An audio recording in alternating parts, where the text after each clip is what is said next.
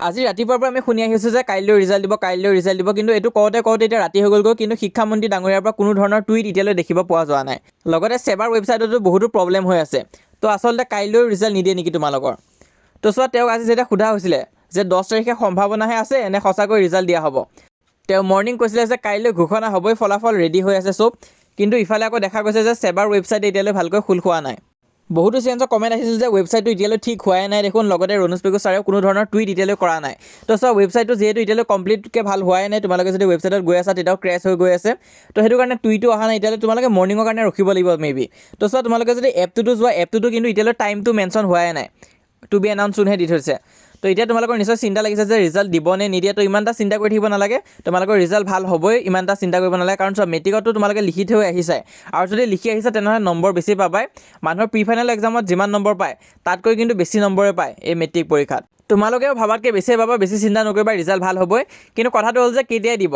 তো এই কিছু ঘণ্টা পিছতে মুখ্যমন্ত্ৰী ডাঙৰীয়াই নিশ্চয় টুইট কৰিব পাৰে, কাৰণ চোৱা, টুইট কৰা ডেটটো এক্সপেক্টেড আছিলে 9th নহ'লে 10th। তো চোৱা, এতিয়া আজি ৰাতিটো নিদিলে, এতিয়া 12টাই বাজিব আহিল, আৰু এতিয়ালৈ কোনো ধৰণৰ টুইট কৰা নাই।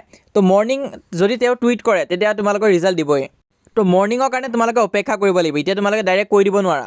আৰু চোৱা, লগতে মই তোমালোকক এছএফ এপটো ডাউনলোড কৰিব দিছিলোঁ, এছএফ ৰিজাল্ট বুলি। তো এতিয়া কি হৈছে, বহুতো ষ্টুডেণ্টছে লগ ইন কৰিব পৰা নাই। সেইটো কাৰণে মই আগৰ ভিডিঅ'তে কৈ আহিছিলোঁ তোমালোকে সোনকালে ডাউনলোড কৰি লোৱা, লগ ইন কৰি লোৱা, কাৰণ এতিয়া অকণমান টেকনিকেল প্ৰব্লেম দেখা দিব পাৰে। তাৰোপৰি ফাৰ্ষ্ট ৰিজাল্টটো আছে, এছএফ এপো আছে, লগতে আমি ৱেবছাইটৰ কথাটো অলৰেডি কৈয়ে থৈ দিছোঁ, তোমালোকে চাব পাৰা সেই ভিডিঅ'খিনি। তো যোনটো ফাৰ্ষ্ট ৰিজাল্ট এপ হয় তাত কিন্তু দি থৈ দিছে যে 10টা বজাতে তোমালোকৰ ৰিজাল্টটো দিব, আৰু প্ৰথম লিখা আছিল লাইকলি টু বি ডিক্লেয়াৰ্ড, কিন্তু এতিয়া লাইকলি ৱৰ্ডটো ৰিমুভ কৰি দিছে, ডাইৰেক্ট কৈছে যে ডিক্লেয়াৰ্ড হ'বই 10টা বজাত। তো তোমালোকে কাইলৈ 10টা বজাৰ আগতে উঠিব চেষ্টা কৰিবা, আৰু প্ৰথম তোমালোকে চাবা যে টুইট দিছে নেকি। যদি টুইট দিয়ে তেনেহ'লে মই হোৱাটছএপত তোমালোকক জনাই দিম। তো সেইটো কাৰণে হোৱাটছএপত জইন হৈ থাকিবা। তো এতিয়া ৰাতিলৈতো তেওঁ টুইট নকৰিলে শিক্ষামন্ত্ৰীয়ে কোনো ধৰণৰ। তো ৰাতিপুৱা যদি টুইট কৰে তেনেহ'লে ৰিজাল্ট দি দিব। আৰু চোৱা, যদি ৰাতিপুৱাও যদি ৰণোজ পেগু ডাঙৰীয়াই যদি টুইট নকৰে তেনেহ'লে কিন্তু 10 তাৰিখেও কেঞ্চেল হৈ যাব, আকৌ 11 তাৰিখৰ কাৰণে অপেক্ষা কৰিব লাগিব। তো আমাৰ শিক্ষামন্ত্ৰী ডাঙৰীয়া এক্সেক্টলি কি কৰে সেইটোতো মই ক'ব নোৱাৰোঁ যে তেওঁ ৰাতিপুৱা টুইট কৰে নে নাই।